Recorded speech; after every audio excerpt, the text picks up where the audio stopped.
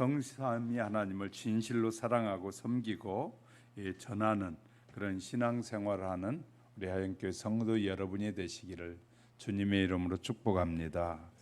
누가 뭐라고 해도 하나님은 나를 최고로 사랑하시는 분이십니다. 그 사랑을 잃어버린 영혼들에게 관심을 두는 것은 이 하나님이 가장 기뻐하시는 일이라는 것입니다. 하나님은 사람을 너무도 사랑하신다는 것도 잊지 마시기 바랍니다. 지금 사람은 전도해 교회로 데리고 오는 것이 정말 어려운 시대에 우리가 살고 있습니다. 교회 밖에 나가서 사람들에게 전도하고 초청해서 교회로 데리고 오려고 해보면 정말 힘들고 어렵습니다. 그렇게 힘들게 겨우 데리고 온다 해도 그가 교회에 정착하기는 또한 얼마나 어려운지 모릅니다. 이것이 우리의 현실인데 이런 것들을 너무나도 잘 알면서도 우리 교회는 전도해야 된다. 또 전도를 위해서 사람들을 초청하는 일은 계속해야 되는 것입니다. 전도하자고 말하면 이런 생각을 하는 성도들이 다른 교회는 있다고 해요. 잘됐다. 그렇지 않아도 좀 데리고 와야 될 사람이 있는데 이번 기회에 그 사람 데리고 와야지 하고 신나는 분이 있는가 하면 이 어떤 분은 이번에 도대체 누구를 데려와야지 머리가 띵하고 막 골치가 아프고 막 또 어떻게 한 달을 또 어떻게 피해가야 될 텐데 우리 한 달 안에 전도해야 됩니다. 한 달의 목표를 가지고 합시다. 그러면 이런 말을 한 사람도 있다고 합니다. 우리는 왜 그러면 전도해야 되느냐? 이 사실을 다시 한번 되새겨보는 시간이 되기 바랍니다. 본문은 예수님과 대화로 인해서 신앙의 눈을 뜬 사마리아 여인에게 정말로 이 예배의 본질적 요소를 가르쳐 주시기도 한 내용입니다. 예배란 외적인 조건이 중요한 것이 아니라 영생하신 하나님과 교제라는 인식을 예수님은 말씀해 주셨어요. 그리고 그 만남을 가능케 해주시는 분이 바로 예수 그리스도 자신이다라고 말씀하고 계십니다. 그리스도 안에서 언제나 하나님과 교제할 수 있게 된 것을 믿는 우리는 복된 특권을 가진 사람들임을 잊지 마셔야 할 것입니다. 성도의 삶의 내용은 곧 예배라고 할 수 있을 것입니다. 그러므로 이제 예수님이 이렇게 여인에게 이런 대화를 하고 있는데 마을에 간 제자들이 돌아와서 예수님과 사마리아 여인과의 대화는 중단하게 되고요. 이 돌아온 제자들은 예수님께서 이 낯선 여인과 대화하는 것을 보고서 놀라움을 금치 못하게 됩니다. 그러나 자기들에게 물을 청한 사람이 메시아임을 깨닫는 여인은 지체하지 않고 자기 마을로 달려가서 많은 사람들에게 메시아를 전하는 것을 보게 됩니다. 이렇게 예수님을 만나자마자 어떤 여인은 막 뛰어가서 사람들에게 메시아가 왔다라고 외치는 이 장면을 보면서 오늘은 예수님과 여인의 만남을 통해서 예배가 얼마나 중요한 것인 것과 메시아를 아는 복음이 얼마나 신속하게 전해져야 하는지에 대한 중요성을 함께 나누는 시간에 큰 은혜가 임하시기를 주님의 이름으로 축복합니다. 첫 번째는 참된 예배의 정신적 소중함이 얼마나 큰지를 우리에게 보여주고 있습니다. 예수님은 사마리아 사람들이 22절에 보면 알지 못하는 것을 예배한다라고 말하고 있어요. 우리가 읽지 않았지만 22절에 보면 이 사마리아에 살고 있는 사람은 알지 못하는 것을 예배한다라고 예수님 책망하셨는데 알지 못한다는 뜻은 무지하다라는 의미를 가지고 있어요. 예배는 하는데 사마리아 사람들이 예배는 드리는데 무지한 예배를 드리고 있다. 그 말은 예배의 대상을 바로 알지 못하고 예배하는 것은 무지의 예배다라고 말할 수 있는 것이죠. 즉 예배의 본질적인 정신을 알지 못하고 하나님을 섬긴다는 그런 의미입니다. 그들은 모세 오경을 경전으로 삼고 예배를 드렸던 것인데 또 그들은 이방 작심들과 함께 하나님을 섬기는 풍습이 있었어요. 그들은 이제 유대교 안에도 잡신이 들어와 있지만 유대인들이 섬기는 그 하나님을 섬기는 것도 역시 사마리아 사람도 섬겼지만 또 잡신들도 함께 섞어 가지고 그들이 섬기고 있었다는 것이, 이같이 인간들이 선택한 가치관은 단지 인간의 유익을 위한 예배, 그러니까 우리가 예배를 드리는데 나를 위한 예배냐 하나님을 위한 예배냐, 예배 기준이 명확해져야 되는데 내가 복을 받기 위해서 예배 드리느냐 내가 하나님을 기쁘시게 하기 위해서 예배 드리느냐, 예배 대상을 알게 되면 내가 예배를 왜 드리는지를 알게 되는 것이죠.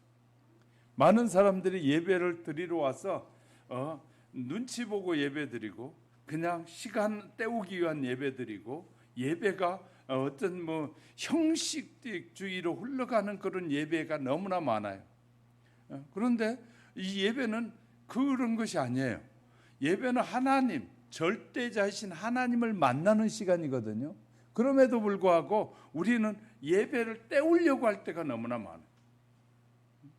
하나님이 살아계시고 역사하시고 하나님은 온 우주 속에 계시기 때문에 언제든지 우리가 무엇을 하는지 어떻게 예배하고 있는지를 다 아신다고 수도 없이 말씀드려도 예배를 때우려는, 그러면 예배 대상에 대해서 우리가 잘못 인식하고 있다는 것이에요.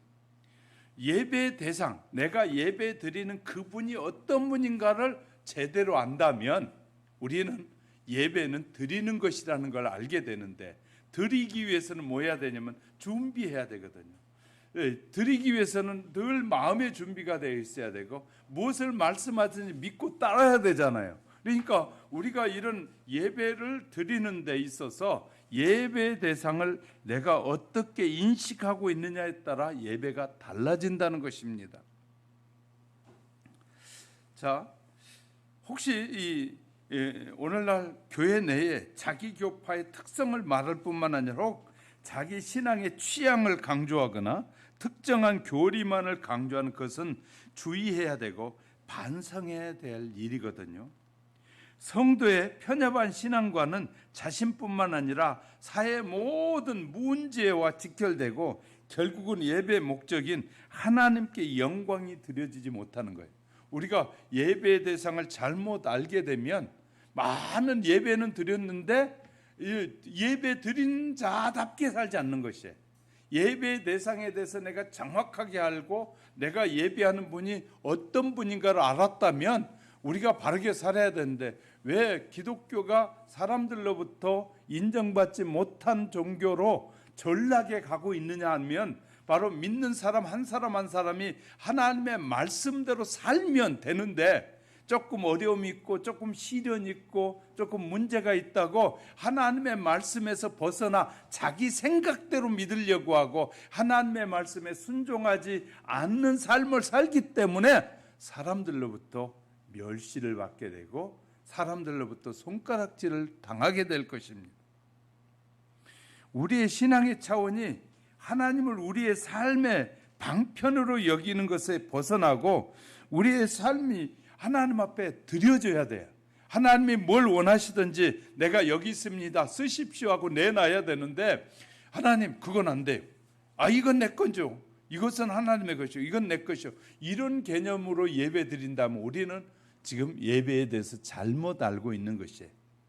예배는 모든 것이 하나님의 것이라는 전제하에 내 생명까지도 내 인생도 내 시간도 내 모든 것이 다 하나님의 것이라는 그 의식부터 시작돼야 돼요. 할렐루야. 그런 인식으로부터 예배가 드려져야 되는데 내 것이를 하나님 내가 예배 드려준 것만 해도 감사해야지, 내가 이 교회 나와준 것만 해도 감사해야지, 이런 생각을 갖고 있다면 우리는 지금 잘못된 이 신앙을 가지고 있는 것이고 예배의 대상을 잘 못 인식하고 있는 것이에요.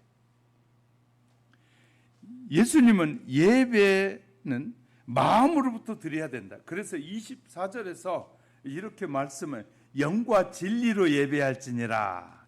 이것을 다른 말로 하면 신령과 진정으로 예배할지니라라고 하는 거예요. 그 진정이라는 말은 말씀과 더불어 다양한 해석의 견해가 있지만 확실한 것은 인간적인 형식이나 수단과는 반대되는 예배 요소를 말하는 것입니다. 그래서 이제 하나님은 영이시니라고 하잖아요. 그러니까 하나님은 영이시기 때문에 이 하나님의 본질을 우리가 잘 알아야 돼. 하나님은 영이신 하나님이. 자, 영적 존재인 하나님 또한 물질 세계를 초월하게 계시는 그분과 교제하는 이들도 이 의식과 물질적인 세계의 물질보다 마음에 있는 영으로 예배해야 된다. 우리는 뭘 내가 했으니까 뭐 했으니까 이런 사고방식으로 예배하는 것은 주인이 나라는 생각이에요. 그러니까 우리는 철저하게 주인이 내가 아니라 내 주인은 하나님이시다. 나를 구원하신 전능하신 하나님이시다라는 전제가 우리의 마음에 깊이 새겨져 있어야 된다. 우리가 주의할 것은 이렇게 이제 예배로 영으로 예배 드려야 된다 그랬더니 이 말씀이 물질은 악하고는 오직 이 마음은 선하다는 그 영지주의 세계관에 빠지면 안 됩니다. 이것은 매우 또 위험한 것이 마음으로부터 예배는 마음으로부터 잘못된 건 회개하고 주신 것에 대해서는 감사하고 그 다음에 하나님의 그 사랑을 정말 내가 진심으로 기뻐하면서 사는 드려지는 예배 이런 예배가 돼야 된다는 거예요. 자, 근데 율법주의 유대인들은 이제 율법주의에 매이게 되니까 자기들이 정해놓고 이래야 하나님이 기뻐할 것이야. 이래야 이렇게 해야 하나님이 좋아하실 거야. 그래서 안식일 날은 이 100보 이상은 뛰면 안 돼. 그래서 99보쯤 가면 다리 들고 기다리고 있는 거예요. 시간이 지나기까지. 그래야 하나님이 기뻐하실 거다. 이런 식의 정해놓은 자기들의 틀에 맞춰서 하나님을 예배하는 것은 매우 위험한 예배라는 거예요. 형식적인 예배인 거죠. 하나님이 우리에게 말씀하신 이 영과 진리로 예배할지니라 이 말은 이 영과 하나님의 영에 의해서 그 하나님이 약속하신 진리를 말씀을 따라 예배드리라는 거예요. 할렐루야. 하나님이 기뻐하시는 예배는 우리가 영이신 그분이 약속한 그 약속을 따라 예배하는 것이 온전한 예배다. 할렐루야. 우리에게 이렇게 예배하라고 말씀하시는 거예요. 이렇게 예배하라고 말씀해 주신 그 말씀을 따라 예배하는 것이 하나님이 기뻐하는 예배다. 그래서 예배 안에는 회개가 있고 감사가 있고 하나님 앞에 받은 것에 대한 드림이 있고 그 다음에 우리의 고백이 있잖아요. 할렐루야. 이렇게 하나님께서 우리 예배 속에 이렇게 해요. 그런데 오늘날 예배가 형식주의로 너무 많이 빠져가고 있어요. 다 빼버리는 거예요. 빼버리고 설교만 시간만 간단하게 설교하기 위해서 나머지 다 빼버리는 거예요. 그래 고백도 없고 그냥 이렇게 형식주의로 자꾸 흘러가고 있어요. 신앙은 내가 고백도 해야 되고 내가 잘못한 건 회개도 해야 되고 하나님 돌아보니까 한 주간 동안에 해주신 것이 너무 감사하니까 조목조목 찾아서 감사도 드리고 하나님 이렇게 역사해 주심을 감사합니다. 이렇게도 하고 하나님이 나와 같은 것을 사랑해 주심을 사랑을 또 표현도 하고 또 이웃들에게 사랑을 베풀기도 하고 이래야 되는데 이런 것이 다 빠져버리고 이제 예배라는 형식에 빠져들기 시작하는 것이 오늘날 예배들이에요. 이것이 매우 심각해져. 그 중에 하나가 예배 마치고 교제하지 않고 예배 마치고 교제가 없는 것도 이것도 문제거든요. 그러면 이제 개인주의로 자꾸 흘러가는 거예요. 교제라는 것은 내 시간도 아끼고 내 시간도 다른 사람에 나누어 주고 이렇게 한 공동체 안에서 내가 헌신하고 수고하는 것인데 헌신하고 수고하지 않으면 다 개인주의로 빠지는 거예요. 예배는 드렸는데 예배 이후에 교제도 하지 않고 또 나눔이 없고 하는 것들은 이 예배 한 부분이 또 빠지기 시작하는 거예요. 그러니까 자꾸 편리주의로 나가는 거예요. 내가 힘드니까 편안해. 집에 누웠으면 더 편안하지. 예배 그냥 누워서 텔레비 틀어놓고. 그러니까 교회 안 나온 사람들 중에 여론조사를 해보니까 이 코로나를 통해서 교회 안 나온 사람들 중에 30% 이상이 이 앞으로 비대면, 우리가 교회에서 만든 예배가, 이 비대면 예배가 교회에서 만드는 것이 아니에요. 세상 사람들이 교회 예배 드리지 말라고 만드는 것이 비대면 예배예요. 성도들도 속아가지고 비대면 예배, 목사님 정부가 그런 말 하잖아요. 저들이 더 중요해요, 하나님이 중요해요? 비대면 예배는 세상 사람들이 예배를 못 드리게 하려고 세상의 권력자들이 만든 거예요. 이 너무너무 분별력을 잃어버린 사람들이 많은 거예요. 지도자들 중에서도 비대면은 괜찮지 않아요, 목사님? 저렇게 무식한 사람들이 있는지 몰라. 하나님은 절 보세요. 늘 우리에게 찾아오셔요. 늘 우리에게 와서 만나기를 원해, 교제하기를 원해, 나누기를 원해. 하나님과 만나지 말라라는 것은 사탄이 하는 일이고 세상 정부가 하는 일이에요. 하나님을 만나지 말라. 그래서 비대면 예배로 드려라. 그렇게 말하는 것은 이 아주 사탄의 전략에 빠져들어가는 일이거든요. 그런데 교회 안에서도 버젓이 쓰는 거예요. 너무나 많은 사람들이. 그리고 나의 편리를 위해서 그것을 사용하는 것은 매우 우리의 신앙에 매우 위험이 다가오고 있는 것이에요. 그래서 이 유대인들도 유대인의 이 예배를 마치면 그냥 가는 일이 없어요. 유대인들도 그들도 예배 중에 예배 마치면 반드시 교제를 하고 가요. 그냥 안 가요. 안식일에 유대인의 거기에 가보면 바리바리 싸가지 와가지고 이 유대인의 의식이 다 끝나면 서로 교제하고 먹고 나누고 하면서 서로 축복해주고 그러게 가는 거예요. 그러니까 그래서 다 예배가 그 속에 들어있는 것이거든요. 그러니까 우리가 자꾸 놓쳐서는 안 될, 그래서 해야 된다고 이런 걸 합시다라고 하는 거예요. 편하려면 얼마나 편한 좋은 시대인지 몰라요. 여러분 나오지 마세요. 저도 얼마나 편한지 몰라요. 그냥 평일에 이렇게 강대만 이렇게 만들어 놓고 안에서 인터넷 딱 준비해 놓고 주일날 딱 틀어주기만 하면 되잖아. 그럼 여러분 그냥 집에서 그냥 반바지를 입든지 그냥 머리가 그냥 이 산발하든지 말든지 그냥 그 집에서 얼마나 편해요. 교회까지 나올래니까 시간 투자해야지, 준비해야지, 뭐 해야지, 너무너무 좋아요. 근데 집에서 이제 인터넷 예배니까 헌금도 낼 필요도 없고 막 헌금도 안 하고 너무 좋은 거예요. 그러니까 그런 식으로 신앙이 변질돼 가고 그런 식으로 예배가 변질돼 가면 하나님을 만날 필요가 없어지는 거예요. 이제 세상은 이렇게 예배의 소중함을 빼앗아가고 있단 말이에요. 예배란 거룩한 영적 인격자이신 하나님과의 만남. 그러므로 주일에 공동체 질서 있는 예배. 하나님은 질서의 하나님이에요. 하나님은 질서의 하나님인데 질서 있게 우리가 예배하고 물질적 봉신과 헌신을 통해서 하나님 앞에 드려지는 예배, 삶이. 그래서 바울을 통해서 이 로마서 12장 1절에 우리는 마음을 다하고 뜻을 다하고 성품을 다해서 모든 것을 다해서 하나님 앞에 드려지는 삶이 예배다라고 참된 예배가 무엇인지를 우리에게 말해주고 있잖아요.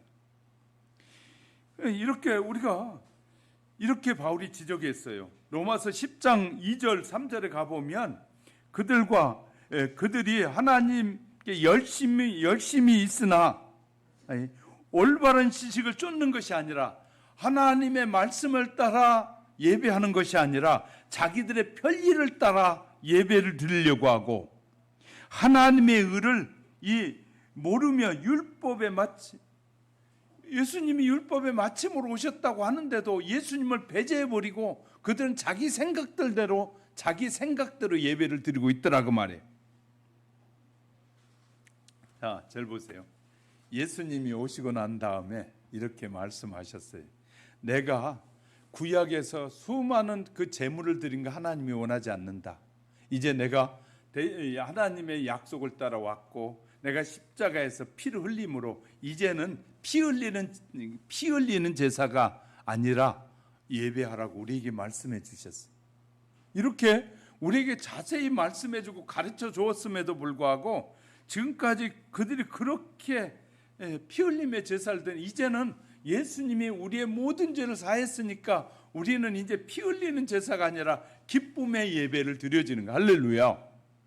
기쁨의 예배를 드리라고 말씀하는데도 불구하고 여전히 유대인들은 지금도 양을 잡고 피를 흘리는 예배를 드리고 있고, 또 이방 사람들은 자기들의 신의 짬뽕을 해가지고 자기들이 원하는 하고 싶은 대로 예배 드리고 있고, 이런 예배를 드리고 있는. 그래서 영과 진리로, 그러니까 하나님이 영이신 영이 우리와 함께 하시는 그 영과 마음을 다하고 뜻을 다하는 그 하나님을 기쁘시게 하는 영과 하나님이 약속한 그 진리로 예배하는 자가 바로 하나님이 기뻐하는 예배를 드리는 것이다. 할렐루야 라고 말씀하고 있어요. 주님이 바로 이 진리의 도리를 사람들에게 전하고자 이 땅에 오셨다고 25절에서 말해. 여자가 이르되 메시아 곧 그리스도라 하는 이가 오실 줄을 내가 아노니 그가 오시면 모든 것을 우리에게 알려주십니다. 그랬더니 예수님이 그 알려줄 분이 나다 이렇게 말씀하잖아요. 무슨 말인지 이해가 되셨으면 아멘. 아는 것이 우리가 중요하니까. 그 바로 너가 알고 있는 그 메시아가 오면 다 알려준다고 했잖아. 그래 내가 알려주러 왔어. 내가 바로 그야 라고 말씀하시는 거예요. 자, 그러면 이제 우리는 주님의 음성을 잘 들어야 되잖아요. 주님이 우리에게 뭐라고 말씀하시는지, 주님이 우리에게 말씀하시는 것을 듣는데 구약에 하나님께서 선지자를 통해서 약속한 것을 이루시는 마침이 예수님이라고 말씀하셨잖아요. 그러니까 구약도 믿고 구약의 모든 약속을 예수님이 이루셨으니까 구약의 모든 것도 믿고 이제 주님이 말씀하신 것까지 온전히 믿는 것이 하나님의 사람이 해야 될 일이다. 할렐루야. 이렇게 정리가 되는 겁니다. 사랑하는 성도 여러분, 예배의 대상을 잘 알고 믿으시기를 주님의 이름으로 축복합니다. 두 번째, 예배의 대상을 발견하면 전도하게 됩니다. 예배의 대상. 자, 27절에 볼게요. 본문 20절. 이때 제자들이 돌아와서 예수께서 여자와 말씀하신 것을 이상히 여겼으나 예수님이 사마리아 여인과 대화하는 것을 본 제자들이 어리둥절했어요. 당시 유대 납비의 교훈에 의하면 길을 갈 때는, 유대인은 길을 갈 때는 여자와 말하지 말고, 절 보세요. 유대인들이 얼마나 하나님을 믿는다는 율법을 지키는 그들은 이 길거리 가면서 여자하고 말도 하지 말라는 거예요. 이건 납비의 교훈에 나오는 거예요. 여자하고 말지 하지 말고 자기 아내와도 말하지 말지니라. 길거리 가면서는 남자는 여자하고 말하지도 말고 아내하고도 말하지 말고 가라는 거예요.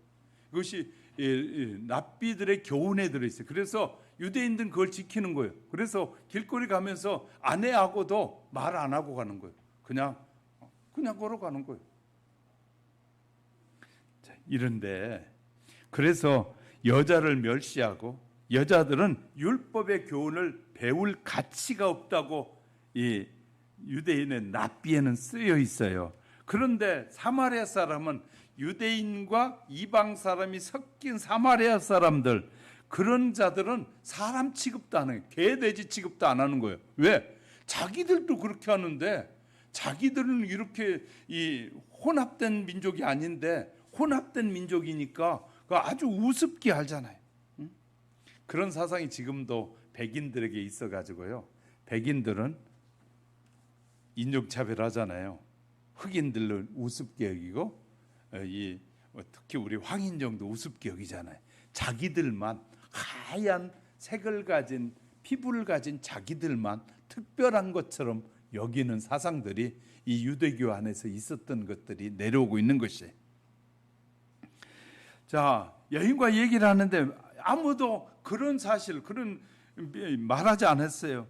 자, 사실 예수께서 사마리아 지방으로 가시는 것부터 희한한 거예요. 왜냐하면 그 당시에 유대인들은 사마리아 지방을 안 가고 유대인이 가다가 보면 사마리아 지방이 있으니까 돌아서 다녔는데 예수님은 그 사마리아 지방으로 바로 뚫고 들어가셨단 말이에요. 그러니까 시작부터 벌써 이상한 기운이 돌아왔던 것인데, 이것은 다른 말로 하면 모든 행위가 장막을 무너뜨리는 것과 같은 행동이었어요.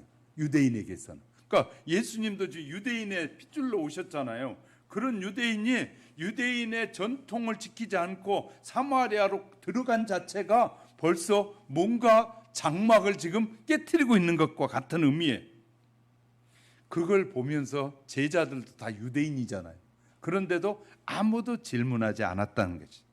우리는 여기서 제자들의 믿음을 감지할 수 있는데, 우리는 때로 하나님의 말씀을 이해할 수 없는 경우가 있어요. 자, 절 보세요. 하나님의 말씀을 이해할 수 없으면 어떻게 해야 될까요? 아는 사람에게 물을 수 있고요. 그 다음에는요, 조용히 기다리고 주님의 음성을 들으면 주님이 해석해 주시면 훨씬 쉽게 깨달아요.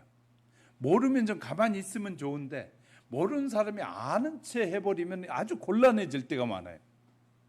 그러니까 우리가 잘 모르면 물어보면 되고, 또 알려고 하면 다 알려주시는데, 자, 성경 이해가 되지 않는다, 목사님 하고 물어보면 되잖아요. 또 목사도 모를 수 있어요. 그럼 목사도 기도하면서 하나님, 이 말씀의 의미를 좀 더 깊이 이해하게 도와주세요. 여러분도 그렇게 기도하고 저도 기도하고, 그러면 하나님은 늘 살아계신 분이니까 말씀하신 분이라고요.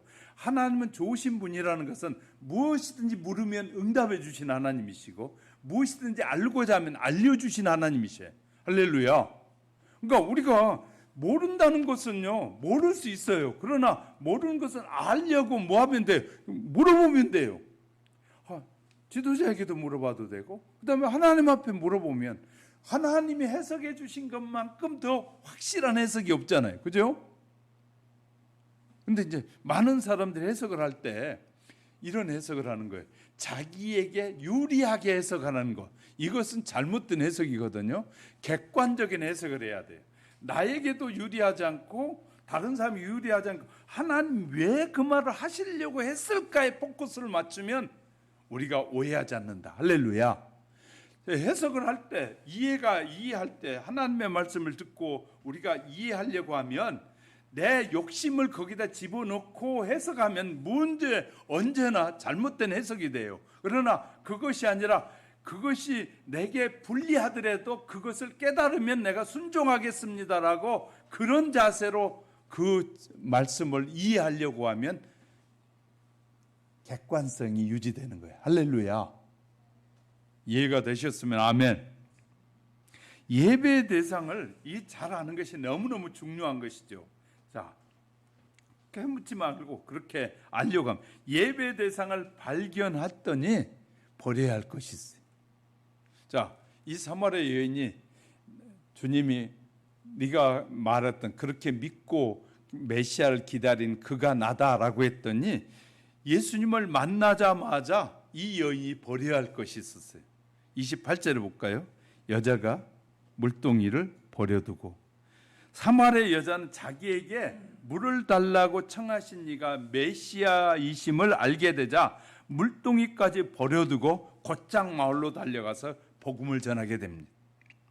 자, 베드로 안드레가 갈릴리 바다에서 이 고기를 잡고 있을 때 주님이 가셔서 나를 따르라 라고 말씀하시자 곧바로 따라갔어요. 뿐만 아니죠. 자, 우리가 잘 아는 예수님께서 알페오 아들에게 지나가면서 네이와 마태가 세관에 앉아 있을 때 나를 따르라 그랬더니, 세관에 앉아 있던 그가 예수님을 따랐다고 마가복음 2장에서 소개하고 있어요. 자, 우리가 그리스도를 알면 버려야 할 것이 있는데, 세상에서 가장 중요한 것까지도 주님을 위해서 버릴 수 있게 된다. 예배의 대상을 알면, 예수님을 제대로 알면 욕심이 사라지고 내 것이라는 생각이 사라지고, 나는 주님의 것이구나. 절 보세요. 예수님은 이렇게 우리에게 말씀하셔요. 내가 너를 피값 쓰고 샀다 그랬잖아요. 그래서 너는 내 것이다라고 주님이 늘 말씀하셔요. 그런데 우리는 여전히 살아서 뭐가 조금 생기고 뭐가 있으면 늘 이렇게만 내 것이래. 그것은 자꾸 내 것이래. 내 것 가지고 쓴다는 거예요. 예수를 믿는다고 말했으면 예수님이 나의 구주이시고 예수님이 나의 주인이라면 내 것이 아니라 주님 것이라니까요. 우리는 이 사고방식이 아직도 내가 주님을 잘 믿는 것 같은데 믿는지 믿지 않는 경우가 너무너무 많은 거예요. 정말 조심해야 될 것은 내가 주님의 핏값으로 사셨다는 말의 의미가 안 믿어지고 있는 것이에요. 내가 예수님이 나를 핏값으로 사셨다고 한다면 내가 누리고 쓰고 있는 모든 것이 내 것이 아니라 주님의 것이라는 거예요. 아멘을 안 하니까 계속 저거 하는 거예요. 지금 그걸 아멘 할 때까지 하려고요. 자, 나를 주님이 핏값으로 사셨으니까 내 인생의 내 시간도 내 삶의 모든 것이 하나님의 것이라고 믿으시면 아멘. 예수님의 것이라고요. 그러니까 내 것이라고 말하면 돼요, 안 돼요? 아니다 그 말이에요. 나에게 맡겨주신 거예요. 뭐하라고? 하나님을 기쁘시게, 하나님을 영화롭게 하는데 쓰라고 맡겨주신 거란 말이에요. 자, 이렇게 우리가 그리스도를 알면 버려야 할 것이 있다 그 말이죠. 전도의 긴급성을 말하고 있는 물동이를 버려두는 거예요. 이 여인의 행동을 통해 우리가 전도가 얼마나 시급한 사명인지를 알게 된, 이 여인은 이 메시아를 만나자마자 그는 메시아를 만났다는 것이 그 기쁨으로 인해서 뭐예요? 물동이까지 다 버려두고 막 쫓아가는 거예요. 예수님은 우리가 메시아를 알고 예수를 나의 구주로 알게 되면 우리는 우리의 행동에 어떤 변화가 있어야 되면 버리고 주님을 알리는 긴급성을 깨달아야 돼. 할렐루야. 소중함을 깨닫는 것이 필요합니다. 그러면 이 여인이 깨닫고 사람들에게 말한 것이 뭔 줄 알아요? 전도의 내용이 29절에 나와요. 29절에 나와요. 읽어봐요. 시작.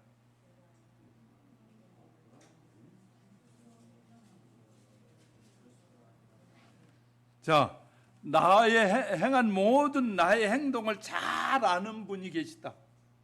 나를 속속들이 아는 사람이 계시다. 전혀 나와 상관이 없는데 나를 내가 만나보니까 나도 모르는 그분인데 그분이 나를 전부 다 안다. 그 말은 너무 소중한 말입니다. 절 보세요. 하나님은, 예수님은 우리를 너무나 잘 아신다는 거예요. 내가 어떤 몸 품고 있는지도 다 아시는 예수님이 우리를 다 아신다는 거예요. 그러니까 이 여인이 예수님을 만나는 순간에 뭘 깨달았냐면, 이분은 나에 대해서 다 아시는 분이다. 그래서 사람들에게 가서 말하는 거예요. 나를 다 아시는 분이 있다. 동네 사람들은 이 여인을 알았어요. 어떤 여인인지. 그런데 이 유대인이 여기 사마리아에 와서 말할 때 이 여인을 알고 있는, 여인이 다 감추고 있을 거 아니에요. 드러내지 않고 있는데 이 여인에 대해서 속속이 잘하는 분이 있다. 그가 메시아다 그 말이에요. 이해하셨어요? 메시아는 나를 너무 속속이 잘하시는 분이다. 할렐루야. 그러면 전도하는데 쉬울까요? 안 쉬울까요? 사람들에게 당신이 너는 몰라서 그래. 나는 얼마나 고통스럽고 힘든 고민을 갖고 있는지 알아? 자기는 아는데 나는 모른다는 거예요. 그런데 그때 우리가 말해줘야 돼. 그것을 알고 계신 분이 계시다는 거예요. 그 문제를 해결해 주실 분이 계시다는 거예요. 그 문제를 풀어주실 분이 계시다는 거예요. 할렐루야. 그분이 내가 만난 분이라고. 지금 이 여인이 한 말이 그 말이에요. 나의 고통스럽고 내 마음속 완전히 속을 깊숙이 알고 나의 그 고통스러움을 다 하신 분이 메시아다 그 말이에요. 그 메시아를 와 보라고 지금 말하고 있잖아요. 전도의 결과는 30절에 소개됐잖아요. 30절에 그렇게 여인이 말했더니 그들이 동네에서 나와 예수께로 오더라. 자, 이렇게 소개했다는 말은 이거예요. 이 여인이 가서 그렇게 말했더니 동네 사람들이 전부 다 이 여인의 말을 듣고 쫓아와서 예수님께 묻고 예수님을 다 믿었더라. 그 말이에요. 예수님을 믿었다는 거예요. 중요한 것은요. 자, 기독교는 특정인이나 특정 민족을 위한 종교가 아니라 우주적인 종교입니다. 하나님은 모든 사람이 구원받기를 원하신다고 이 디모데전서 2장 4절에서 말하고 있어요.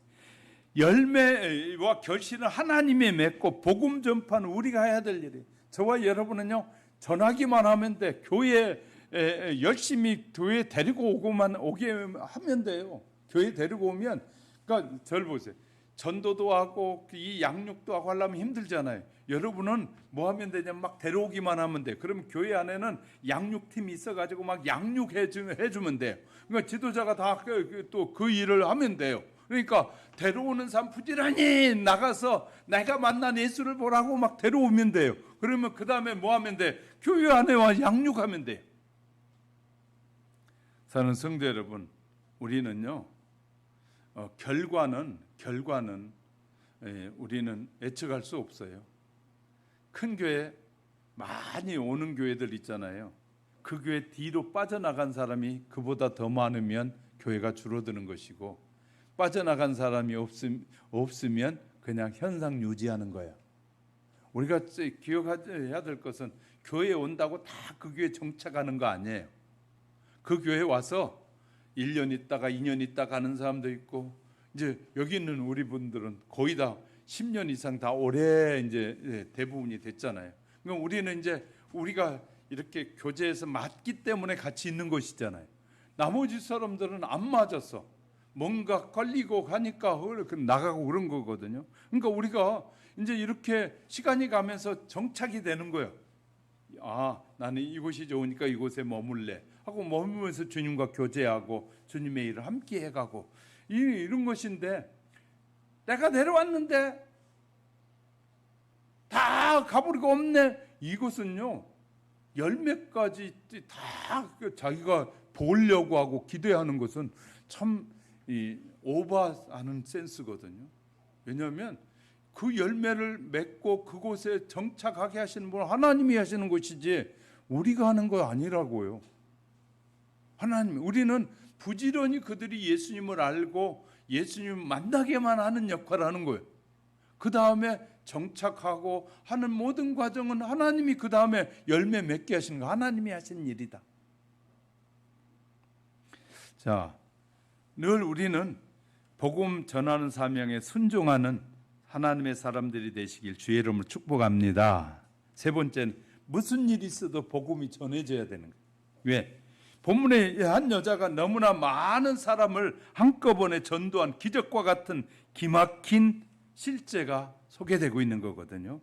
이 여인이 다름 아닌 사마리아 수가성 여인이라고 하는데 단번에 많은 사람을 죽기로 인도했어요. 단번에 예수님을 믿도록 대단한 역사를 이룬 사람이죠. 여인이죠. 여러분, 영혼을 구원하는 기쁨과 행복을 맛보려면 사람을 자주 찾아가서 만나야 돼요. 그리고 자꾸 오라고 해야 돼요. 초청을 해야 돼요. 그래야 오는 거예요. 그냥 가만히 있으면 안 돼요. 우리는 기회가 될 때마다 그들을 데려오게 해야 돼요. 교회 갑시다. 우리 교회 가서 나는 막 가봐도 별거 없던데 언젠가는 은혜가 있을 거예요. 언젠간 당신에게 그 깨달아질 거예요. 내게 주신 그 은혜도 당신에게도 줄 거예요. 하여튼 다른 사람이 희망을 줘서 누구든지 데리고 와야 돼. 자꾸 데려와야 돼. 할렐루야. 데려와서 그 말씀을 듣고 깨닫고 그 말씀 속에 머물게 하시는 것은 하나님이 하시는 거예요. 할렐루야. 하나님이 하시는 거예요. 그러면 우리가 누구에게 전도해야 되느냐? 예수님 당시에 유대인들은 이 상종하지 않은 사마리아 창녀에게로 예수님이 가서 전도했잖아요. 왜 전도했을까요? 유대인들이 상종도 하는 이 여인에게 그 연애를 통해서 성 사람들을 다 예수 믿게 했잖아요. 그 사마리아 성의 사람들이 예수 믿게 했잖아요. 이 말은 이제 이 예수님을 통해서 이제 모든 사람들에게 예수님이 전해져야 한다는 말이에요. 예수님이 오셔서 깨트린 것은 뭐냐면 유대인들에게만 주어진 복음이 아니라는 사실을 하나님이 친히 오셔서 말씀하시는 거예요. 이해되셨으면 아멘. 우리는 모든 사람들에게 복음의 문이 예수님을 통해 열려졌다는 사실이에요. 저를 보세요. 한국 사람들이 가장 싫어하는 사람이 누구예요? 일본 사람들이. 감정이 많아가지고 일본 사람. 그들도 복음을 전해야 될 사람들이. 자, 이북도 북한에, 중국도, 러시아 사람들도, 김정은이도, 외국 근로자들도, 죄를 짓고 감옥에 있는 사람들도, 또 어떤 폭력범도, 살인범도, 성폭행범도, 절에 있는 이 스들도, 그들은 머리를 얼마나 많이 썼는지 그냥 중이라고 말하니까 그 중이란 소리 듣기 싫어가지고 바꿨는데 뭘로 바꿔요? 스님으로 바꾼 거예요. 원래 그들의 이름이 뭐냐면 수요.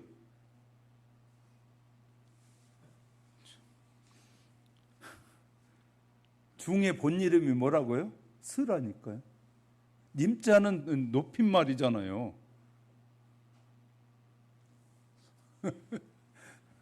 우리가 참 잘못, 그러니까 그냥 사람들이 자꾸 중중 그러니까 그들이 바꾼 거예요. 이름을 뭐렇게 자기가 존경받으려고 뒤에 님자를 붙여 스님이라고 부르라고 그래가지고 스님이 된 거예요. 원래는 중이잖아요. 근데 딱 한마디 중. 그래, 그들은 다른 말로 하면 중의 다른 말로 하면 수예요. 수. 여러분이 목사님하고 붙이잖아요. 뒤에 님자 붙인 존경한다는 말이거든요. 높임말이거든요.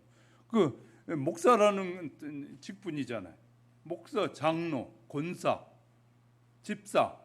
그 뒤에다 님자 붙이는 것은 이 높임말이잖아요. 그러니까 스님의 그들의 뒤에 존경말 빼고 나면 수요. 그들도 전도의 대상이에요.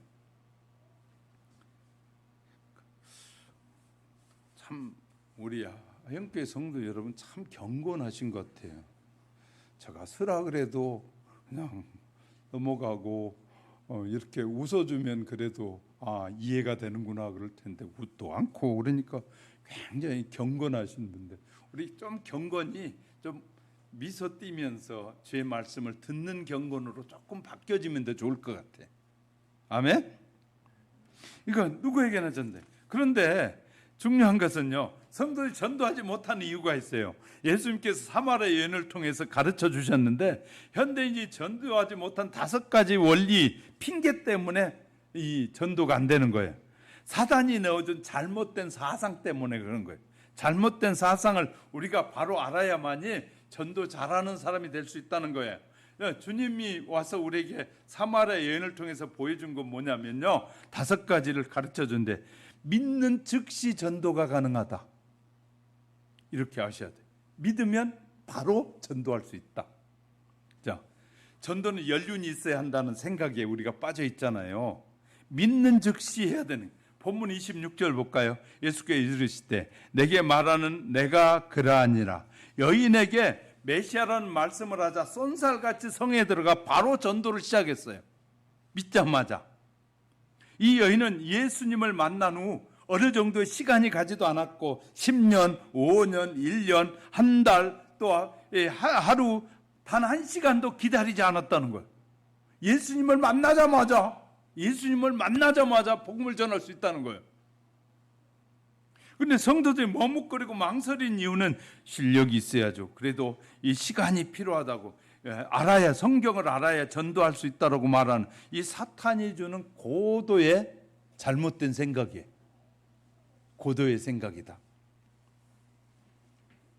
자, 이 여인에 대해서 좀 살펴볼게요. 이 여인은 예수님을 믿자 망설이지 않고 왜 망설이지 않았다고 우리에게 기록해 주고 있을까요?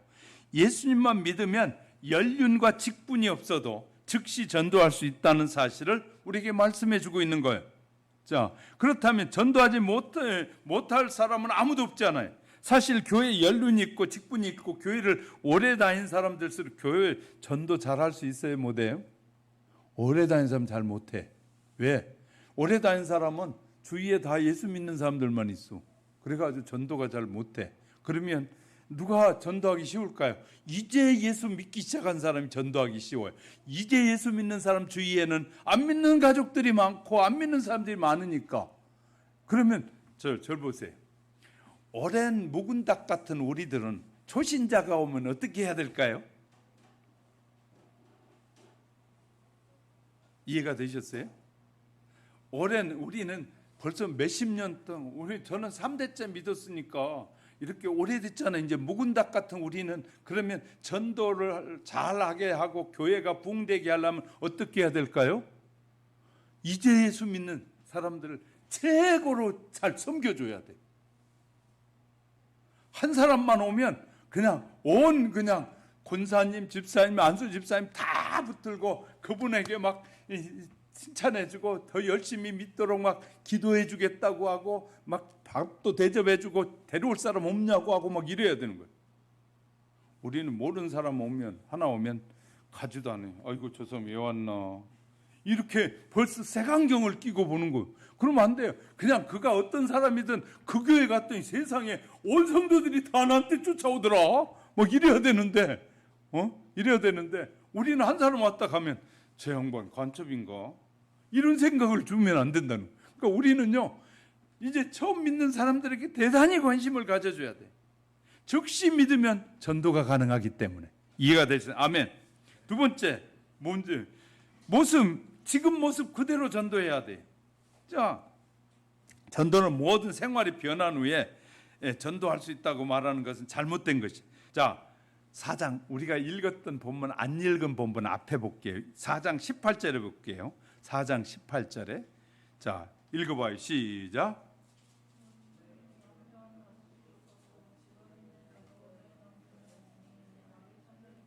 이 여인이 성적으로 타락했어요. 그래 남의 남자를 유혹하여 자기 남편을 만든 더러운, 세상 말로 하면 더러운 여자잖아요. 더러운 여자예요. 그런데 그녀는 그러한 삶을 다 청산한 후에 사마리아에 가서 복음을 전한 것이 아니에요. 자, 이 여인은 이 남의 남편들을 5명이나 꼬셔가지고 자기 남편 만들어 버렸잖아요. 그리고 어떤 의미에서는 남편을 빼앗긴 다른 여자들은 그냥 막 이를 갈고 있을 거예요. 그잖아요. 남편을 다 꼬셔가지고 데려가서 살다 버리고 5명이나 그리고 지금 살고 있는 여자도 남자도 본 남편이 아니니까. 그랬으니 얼마나 이 여자가 부끄러운 여자예요. 그런데 이 여자가 예수 믿자마자 동네 사람들에 쫓아가가지고 나를 아는 사람을 보라 뭐 하면서 말하잖아요. 우리는 환경에 따라 우리는 이렇게 하는 것이 아니라 전도는 있는 그 모습 그대로 가야 되는 거예요. 어떤 목사님이 성도에 물었답니다. 제가 볼 때 당신은 전도할 수 있는데 왜 전도하시 않습니까? 그랬더니 목사님 실은요 우리 집 믿는 사람 가족들이 많은데 내가 고쳐야 될 것이 있어서 지금 말을 못 하고 있어요. 그러더랍니다. 내가 좀 더 변화된 후에 전도하겠다는 사람은 천국 갈 때까지 전도 못 해요. 뭐 해야 되냐면 지금 모습 그대로. 어떤 사람들이 이렇게 말해요. 내가 담배도 못 끊고 술도 못 끊는데 어떻게 전도해요? 저 사람들이 따라오겠어요? 안 올 거예요? 그렇게 말하는데 술 먹고 담배 피워도 전도해야 된다는 말이에요. 교회 가보자. 내가 지금 끊어진 못했지만 내가 뭔가 다른 분들 예수님을 만나면 변화되더라. 나도요 이상한 감정이 있어 하고 우린 말해야 돼요. 우리는요 우리 모습 그대로 가서 전도할 수 있다는 거예요. 세 번째는요 삶의 최우선에 두고 안 살기 때문에 전도가 안 되는 거예요.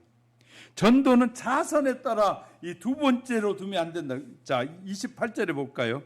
여자가 물동이를 버려두고 동네에 들어가서 사람들에게 이르되, 이 여자는 성안과 우물과의 거리가 좀 먼 동네예요.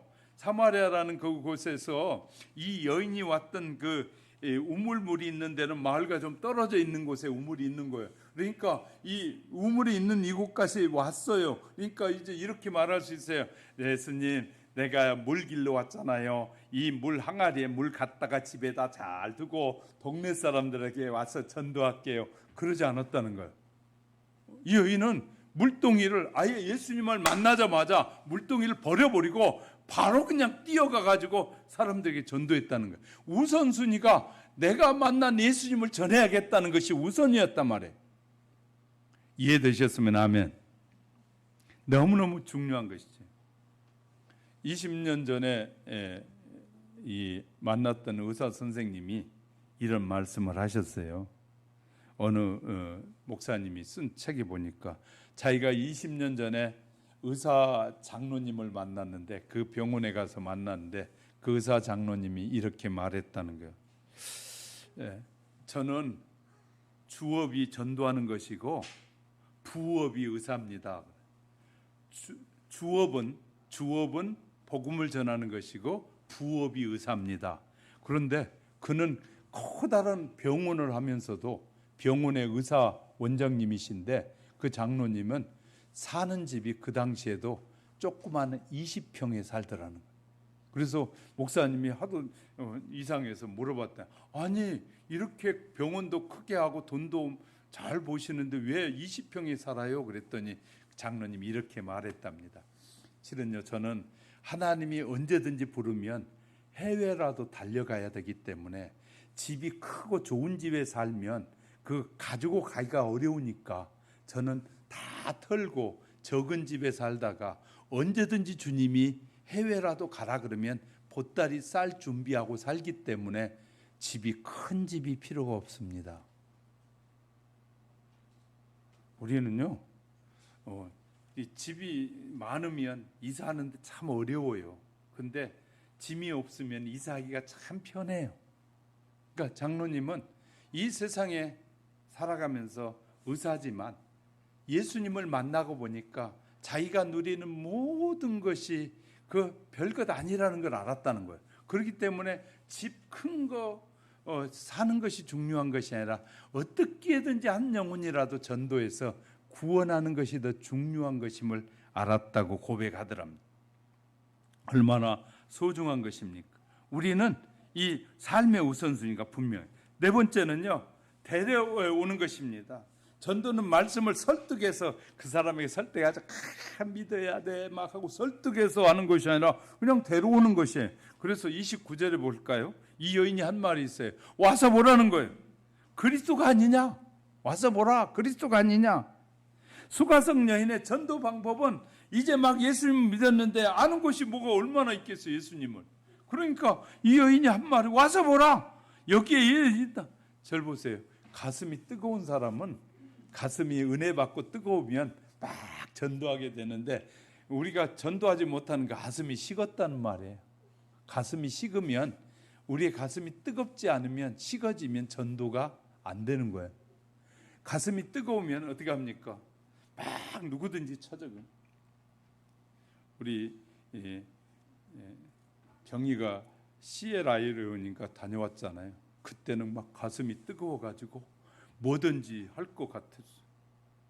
근데 요새 보니까 좀 식어 있는 것 같아. 자, 절 보세요. 우리의 가슴이 뜨거우면 주님이 무슨 말씀을 하시든지 다 할 수 있는 거예요. 해외 가보면 우리가 얼마나 잘 사는 줄 아십니까? 해외에 필리핀만 가도 산족에 가보면요, 옷이 5벌 이상 된 집이 없어요. 옷이 5벌 이상 안 넘어.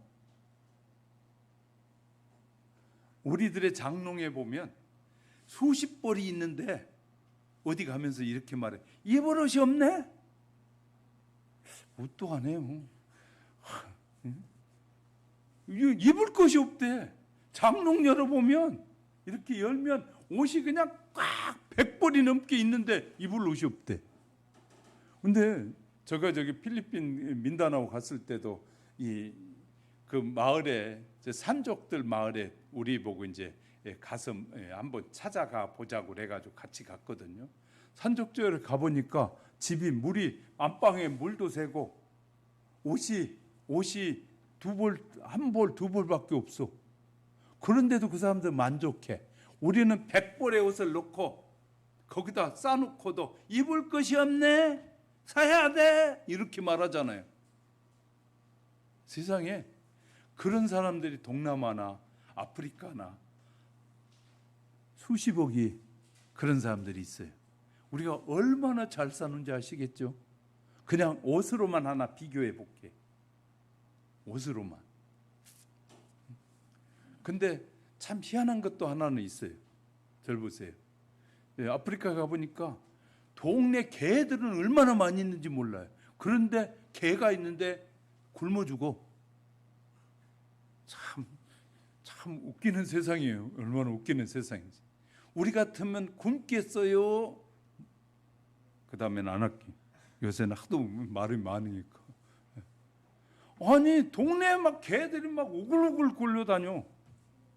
아프리카에 텔레비 막 이런 데 보면요, 그렇게 많은데도 그냥 굶어 죽는다고 텔레비에 나와가지고 매쪽 말아가지고 우리 죽어요, 2,000원만 보내면 이 아이 먹고 살 수 있어요 그러잖아. 그러니까 이 진리를 잘못 알면 뭘 먹어야 될지, 무엇을 입어야 될지 물론 그들 도와야지요. 근데 먹을 거 있음에도 불구하고 안 먹으면서 굶어 죽고 해외에 요청을 하는 사람이 얼마나 많은지 몰라요. 우리 대한민국, 우리 어려울 때 있는 거는 보이면 다 잡아먹었어요. 저기 교도소 안에 쥐가 한 마리 들어오니까 쥐 잡으려고 온통 난리 나서 서로 먹으려고. 옛날에는 쥐도 고기라고요. 그런데 우리가 얼마나 잘 먹고 사는지 아십니까? 우리는 이 하나님의 축복 가운데서 사는데 이제 잘 사니까 자꾸 예배도 간단하게 하자, 자꾸 잘 사니까 뭐 이제 자기 주장이 많아지는 거예요. 자꾸 하나님보다, 하나님 나 이렇게 잘 사는데 하나님이 필요 없는 것 같아요, 이런 말도 하는 그런 느낌이 들 때가 너무 많아요. 정말 우리가 심각하게 받아들여요. 자, 먼저 데려온 다음에 와보라, 그 다음에 쉬워요. 자, 이 여인은 동네 사람들한테 와보라, 그 다음에 와서 그건 네가 아냐 그랬더니 물어보면 돼 그러는 거예요. 절 보세요. 자, 갑시다. 그러면 네가 뭐 예수 본인이 만났는데 너무너무 좋아 그랬더니 그 사람 아냐, 나도 몰라, 근데 와보면 알아. 목사님이 다 얘기해 줄 거예요. 또 목사님도 있고 성령님이 다 가르쳐 준다니까. 성경을 통해서 데려와야 된다는 거예요. 이 여인은 그렇게 전도했다고 말이에요. 또 이런 사람이 다섯 번째, 전도 못하는 사람 중에 하나가 이런 체험이 없어서 못한다는 거예요. 이 여인은 29절에 내가 행한 모든 일을 내게 말한 사람을 와서 보라. 아니, 이 여인은 딱 체험 하나 했어요. 예수님을 딱 만나는 그거 외에는 체험이 없어요. 우리는 체험이 많아야 전도 잘할 것이다. 그럼 한번 물어볼게요. 여러분 체험 없습니까? 여러분 기도의 응답에 체험이 있어요, 없어요? 하나님이 여러분에게 보여준 갖가지 기적이 있어요, 없어요? 얼마나 많아요. 우리는 마귀는 체험이 그래도 많아야지, 그래도 예수님을 누군가 뭔지 알아야 전하지, 자꾸 이런 것으로 전도를 가로막는 사탄의 유혹에 빠지면 안 된다는 거예요. 우리는 부지런히 복음을 전해야. 왜냐하면 또 전해야 될 이유 중에 하나가 마지막이 다가오고 있으니까. 마지막이 다가오고. 지금 중국은 대만을 공격하겠다고 지금 자꾸 지금 텔레비에 때리잖아요. 대만을 우리는 공격할 거다. D-Day가 9월 달이라는 말도 있잖아요. 그러면 우리 지금 코앞에서 전쟁이 일어날 수 있다는 게, 우크라이나 뭐니까 우리는 전쟁이 별로 아닌 것 같이 여기지만 우리 코앞에서 전쟁이 일어날 수 있고, 우리는 아직도 분단 국가예요. 대한민국 분단 국가예요. 누가 먼저 잘못해서 스위치를 잘못 눌러가지고 미사일 한 방 제대로 날아가면 우리도 당장 붙을 나라예요, 전쟁이. 그러니 우리가 정신 바짝 차려야 돼요. 대충 이기적으로 나 이주로 개인주의적으로 살다가 어느 날 큰 위험이 닥칠 수 있고, 마귀는 이런 것을 이용해서 수많은 믿음의 사람들이 예수님에게서 멀어지게 만들고 있어요. 그래서 이번 코로나를 통해서도 얼마나 많은 사람들이 예수님에게서 멀어졌는지 몰라요. 우리가 기억해야 돼요. 수단과 방법을 가지고 않고 사탄은 하나님의 사람을 하나님에게서 떨어뜨리려고 해요. 우리는 이 사실을 알았으면 우리는 눈을 부릅뜨고 사람들을 예수님을 만나게 하고 하나님을 만나게 하는 일에 우리가 앞장서야 돼. 할렐루야. 저와 여러분은 우리 주위에 있는 수많은 사람들을 주님께로 인도하는 체험이 있어야 된다. 그런 유혹에 빠지지 말고 내가 만난 예수님을 부지런히 전함으로 수많은 사람들 주님께로 전도하는 수가성 여인처럼 정말 기적을 일으키는 저와 여러분, 전도의 대가가 되는 저와 여러분이 될 수 있기를 주님의 이름으로 축복합니다. 기도하겠습니다.